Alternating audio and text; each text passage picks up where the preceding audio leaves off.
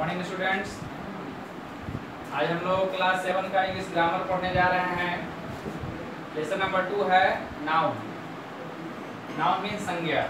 जैसा कि आप लोगों ने पहले भी पढ़ा है, संज्ञा किसे कहते हैं हिंदी व्याकरण में भी आपने पढ़ा होगा, इंग्लिश ग्रामर में नाउन्स भी पढ़े होंगे। फिर भी हमारी पुस्तक में है तो हमें पढ़ना है।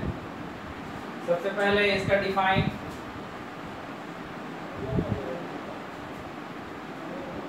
हिंदी में आप लोगों ने क्या पढ़ा है, क्या जानते हैं? किसी व्यक्ति, वस्तु, स्थान या भाव के नाम को संज्ञा कहते हैं।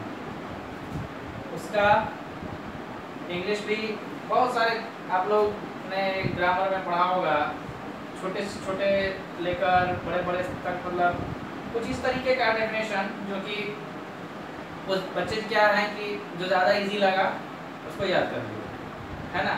इस तरह से मैं भी एक सिंपल सा डेफिनेशन लिख देता हूँ। The name of a person, place और a thing is called noun.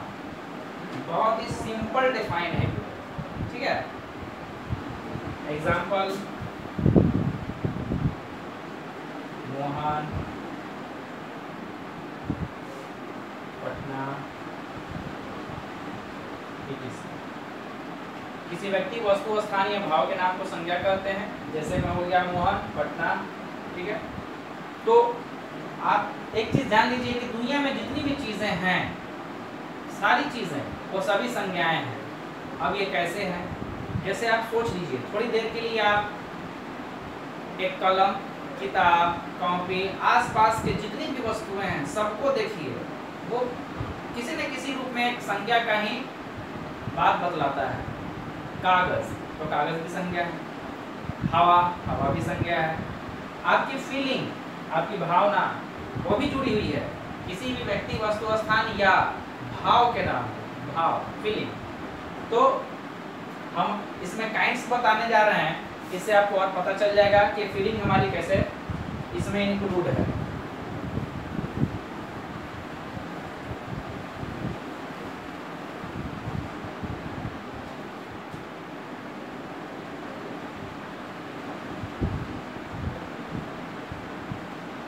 सबसे पहले आप जानेंगे प्रॉपर नाउन,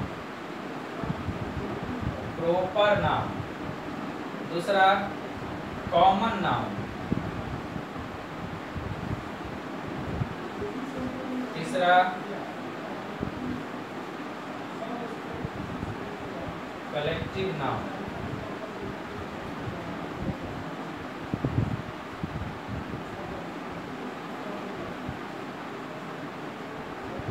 मटेरियल नाउन।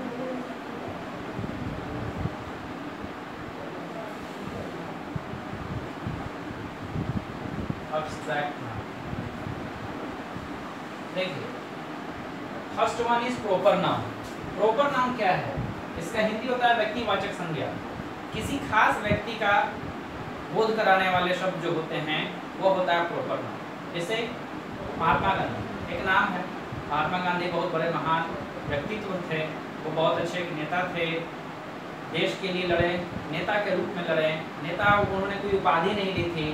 नेता कहने का मतलब ये नहीं समझना है कि किसी पद पर थे, बल्कि एक एज ए लीडर वो हमारे देश की आज़ादी के लिए बहुत योगदान दिया था, इसलिए नेता थे। तो प्रॉपर नाउन में हम जानेंगे खास व्यक्ति, वस्तु, किसी भी खास व्यक्ति, वस्तु का जो बोध कराता है वह हो गया। वस्तु में जैसे आ गया आपका होली बुक, रामायण, गीता, ये सब। तो ये हो गए एग्जाम्पल हमारे प्रॉपर नाउन के। जैसे में आप रामायण जो पुस्तक है, ये अपना एक खास महत्व रखता है, इसलिए। दूसरा है common noun. Common noun that means की जातिवाचक संज्ञा, जो किसी व्यक्ति समूह का या किसी व्यक्ति समूह के अलावा जानवर के समूह का, उस एक किसी पर्टिकुलर को बोध कराने वाला नहीं होता है, बल्कि एक जाति समूह का, जाति विशेष का बात कराता है, वह होता है कॉमन नाउन, जातिवाचक संज्ञा। जैसे गाय, तो गाय पूरी गाय जाति का बोध हो गया, यानी कि सारी गाय, कोई खास गाय नहीं बल्कि सारी गाय समूह का, जाति समूह का बोध कराता है। लड़का, एग्जाम्पल में हो गया आपका बॉय, काऊ, इस तरह से, यानी कि पूरे लड़के के समूह का उस लड़के जाति के बोध करा रही है। काऊ गाय, यानी कि उसकी पूरी जाति का बोध करा रही है। यह है हमारा कॉमन। उसके बाद है कलेक्टिव नाउन, समूहवाचक, एक ग्रुप जहां होता है जो किसी समूह की विशेषता बतलाती है।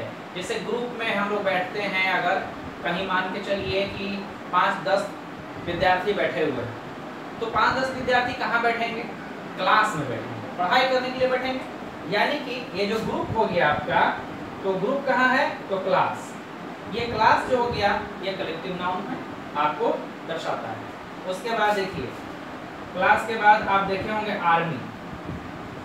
आर्मी में लोग जो होते हैं वो क्या है कि एक बटालियन होती है, एक ग्रुप होती है जिसमें वो लोग जाते हैं।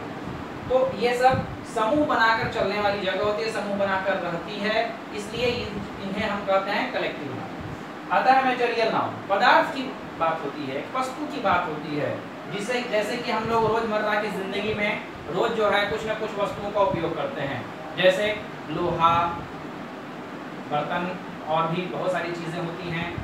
उसके बाद चावल, दूध, आटा, ये सारी चीजें हैं, यानी कि वो एक पदार्थ है, एक वस्तु है, इसलिए ये कहलाता है मटेरियल नाउन। राइस हो गया, मिल्क हो गया, ये वस्तु है, पदार्थ है, इस वजह से, चाहे वो लिक्विड के रूप में हो या सॉलिड के रूप में। फिर आता है अब्स्ट्रैक्ट नाउन, भाववाचक संज्ञा। जैसे आप किसी भी चीज को बोलते हैं, अपनी खुशी जाहिर करते हैं, कहीं दुख होता है, बहुत सारी चीजें ऐसी होती हैं कि जहाँ पर हमें एक इमोशन आता है, अपने अंदर से एक फीलिंग आती है, तो वह हमारा है अब्स्ट्रैक्ट नाउन, भाववाचक संज्ञा।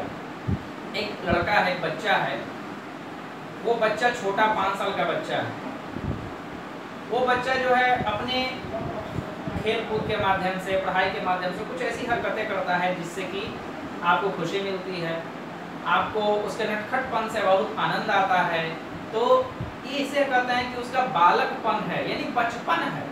तो इस तरह की चीजें जो होती हैं या फीलिंग जो होती हैं वो उसमें निहित होती है, उसमें दिखती हैं। तो हम कहते हैं, जैसे इसका एग्जाम्पल में चाइल्डहुड, चाइल्डहुड हो गया, ह्यूमैनिटी हो गई, मानवता। मानवता एक ऐसी चीज जो कि आप किसी से जुड़े हुए एक रिश्ते में नहीं होते हैं, लेकिन ये सबसे बड़ा रिश्ता होता है।